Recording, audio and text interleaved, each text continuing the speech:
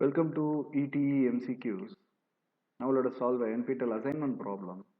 Given two 4-point sequences, x of n is equal to 1 to 4, I mean 1 to 1 0 and h of n is equal to 2 1 0 0 with x of k, h of k. K is equal to 0, 1, 2, 3 denoting the 4-point DFTs respectively. We evaluate y of n is equal to 4. 4-point IDFT is equal to 4-point IDFT of x of k and h of k. Then y of n is given by. You are asked to find y of n. You are given with x of n and h of n. And they have asked you to employ DTFT. Actually, you can employ the circular convolution property of DTFT based on circular convolution property in DTFT. Product of DFT and circular convolution. What it states is, let us take two signals x of n and h of n. You just compute the circular convolution of x of n and h of n. This is convolution. You just put a circle around it. This is circular convolution. X of n circular convolved with h of n. On taking DFT, it becomes x of k. The circular convolution becomes multiplication into h of k. So this is what the property states. Now what you can do is, they have just asked you to find the, if you go for IDFT of x of k and h of k, the inverse discrete Fourier transform is nothing but circular convolution in time domain. This is equivalent to, you can come from here to here. If you take IDFT, if you take inverse discrete Fourier transform, you end up with the circular convolution of time domain sequence x of n and h of n. So the question that is asked is basically, it is not said directly, but actually indirectly it is meant to, you are asked to find this part, the circular convolution of x of n and h of n. That is the question asked, and you are supposed to find it. You are supposed to find the circular convolution of x of n and h of n. Before we go ahead with the circular convolution, determining the circular convolution, we should know certain things. Some of the requirements in circular convolution. If you would like to go for circular convolution, the first thing is x of n and both the sequence x of n and h of n should have same number of samples. So that is satisfied here because you have 4 samples for x of n and h of n you have 4 samples. If you have just 2 samples, 2 1 1 for h of n, you need to pad zeros so that the number of samples are same in both the sequences, which has to be circular convolved. That is the basic requirement. If you have just 3 samples, add 1 0, pad 1 0. You pad 1 0 so that you will have 4 samples altogether, and you will have 4 samples in x of n also. You can just proceed with the circular convolution. The output here, it is represented by y of n, also will have the same number of samples. Will have n samples. So it is very clear. Even here you can notice x of n you have 4 samples, h of n you have 4 samples, and y of n, the result you are given with again 4 samples in all the 4 cases, in all the 4 options. Because it is very clear that even the output should have the same number of samples. And the number of samples you have in both the sequences that are to be circular convolved should also have same number of samples. Now n refers to the number of samples. Okay, so in other words, we just want to find the circular convolution of x of n and h of n. That is our task. Now based on the definition of circular convolution, okay, the definition of circular convolution is given as x of n circular convolved with h of n is equal to summation k is equal to 0 to capital N minus 1 x of k into h of n minus k to the base n. This one refers to circular convolution. If you don't have this to the base n, it refers to linear convolution. If you have this base n, then it refers to circular convolution. Now let us just perform the entire circular convolution graphically. Let us perform the circular convolution graphically. And altogether, y of n convolved with h of n is nothing but x of n, sorry. X of n convolved with h of n is nothing but y of n. The result is nothing but your y of n. So we are supposed to compute this. Now what we can do is, let us just compute the circular convolution completely based on a graphical representation rather than working on this exponential expression based representation and computation. Let us just invoke this formula, apply it to the graphical representation, and let us find the circular convolution. So the idea is you need to represent the samples of x of n on the boundary of a circle, okay, both for x of n as well as h of n. And you need to write the samples in anti-clockwise direction. You need to write it in anti-clockwise direction. So let me just do it for, and the dummy variable that we are going to use now is k. So let me just draw x of k. X of k will remain fixed throughout the problem. Okay, we will be shifting and folding only h of k because the dummy variable is k. Whereas x of k will remain fixed. X of k will not be varied, it remains fixed. So let me just write x of k first. Draw a circle.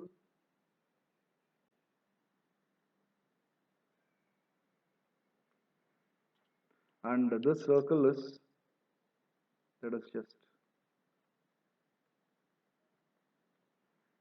call it as x of k. You have 4 samples, write it in anti-clockwise direction. The first sample is 1, call it as x of 0.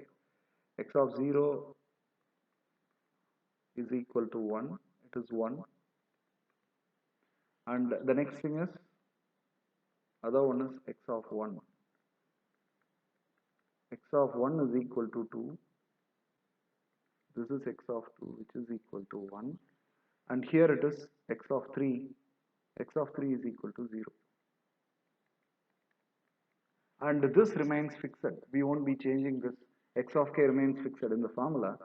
You can just notice x of k remains fixed.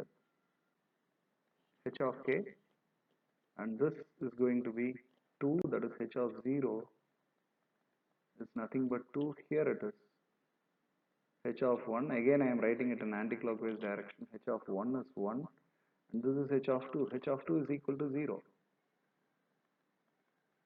H of 2 is 0. H of 3 is again 0. H of 3 is again 0. The number of samples is 4. Since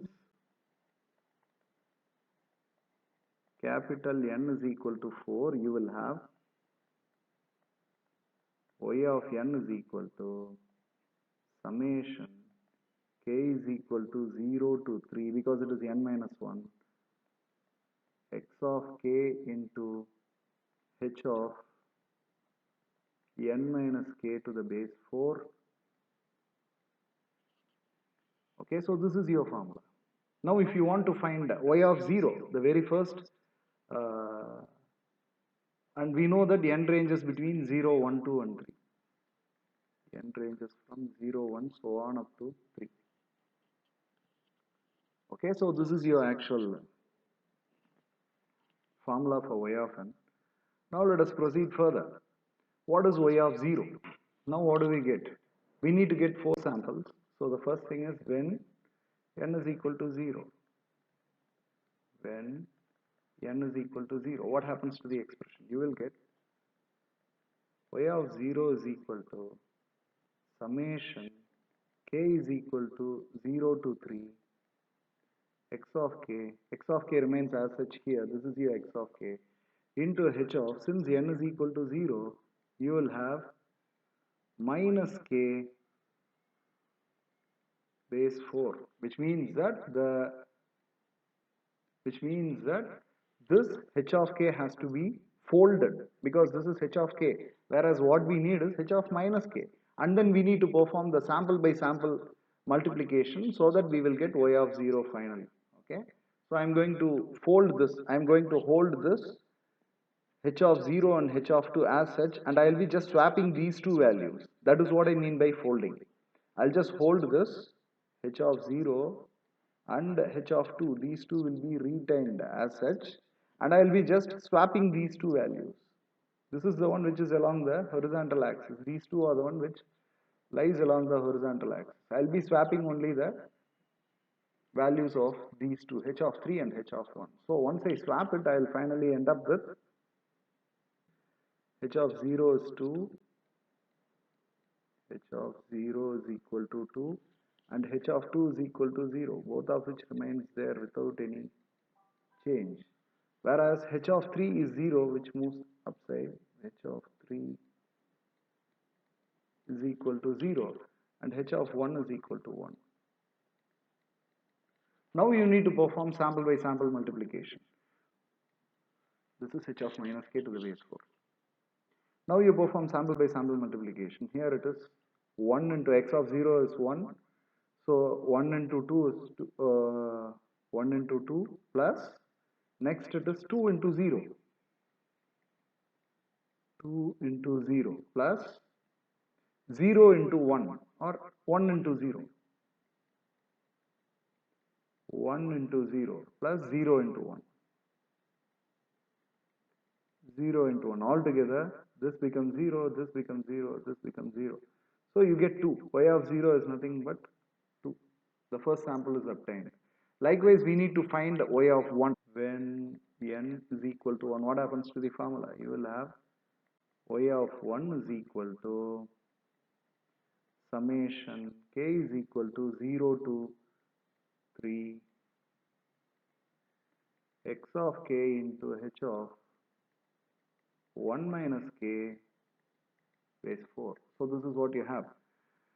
Now what will happen? I am supposed to shift the samples along the boundary of the circle by ones in the anti-clockwise direction. That will get you h of 1 minus k to the base 4.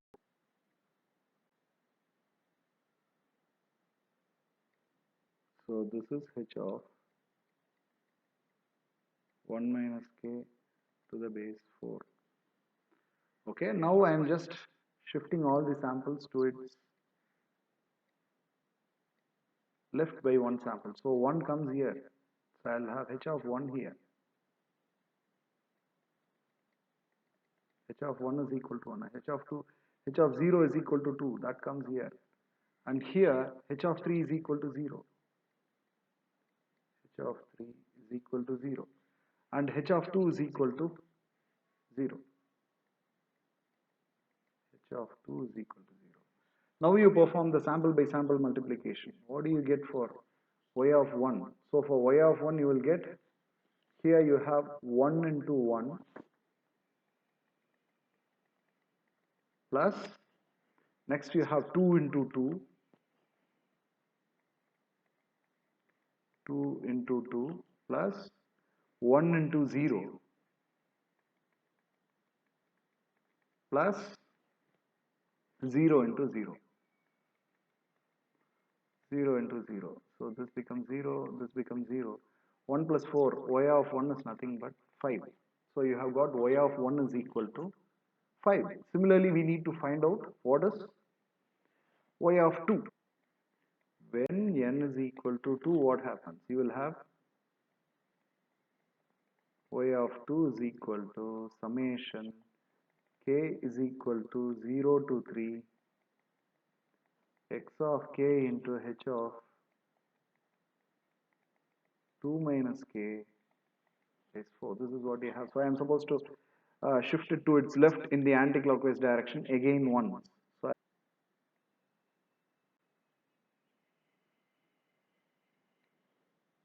you will have h of 2 minus k to the base 4 h of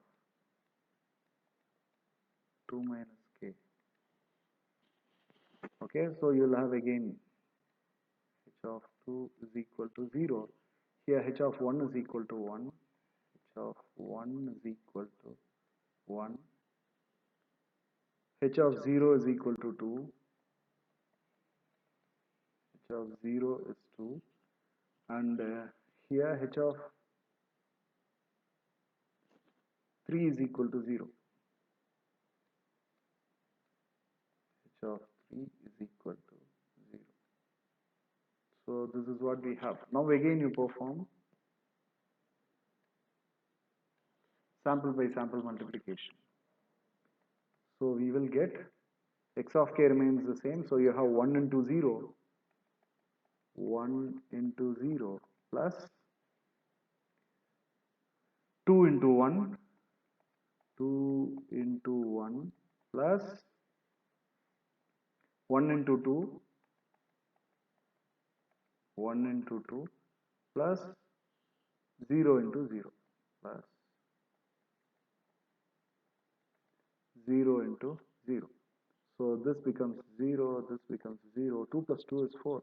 So y of 2 is equal to 4. Y of 2 is equal to 4. Now similarly, what you can do is, when n is equal to 3, that you can find it on your own. When n is equal to 3, you can find out y of 3. And y of 3 is nothing but, based on formula, summation k is equal to 0 to 3 x of k into h of 2 minus k base 4. So h of 2 minus k is nothing but, sorry, h of 3 minus k, because it is y of 3. H of 3 minus k. You just shift this particular h of 2 minus k in anti-clockwise direction by 1. You can notice that you will get 1 as the final value for y of 3. Now you can write all the samples of y of n. The final set of you have for y of n is nothing but y of n is equal to, for 0 you have 2, for y of 1 you have 5, for 2 you have 4, for 3 you have 1. So 2 comma 5 comma 4 comma 1 is your final answer for y of n. That is option A is correct. This is a problem on circular convolution. Okay, even x of n and h of n both are given for you, and you are asked to find the circular convolution. The procedure is one and the same. You follow the same procedure. Only thing is, this x of k remains the same. Once you write it, then there will be no change in this x of k. Whereas this h of n minus k will just keep on changing. It will be circularly shifted so that you can find each and every value, and finally you can collect these samples all together. The resulting set of samples altogether will contribute to the circular convolved output, and here it is represented by y of n. This is your final solution. Thank you.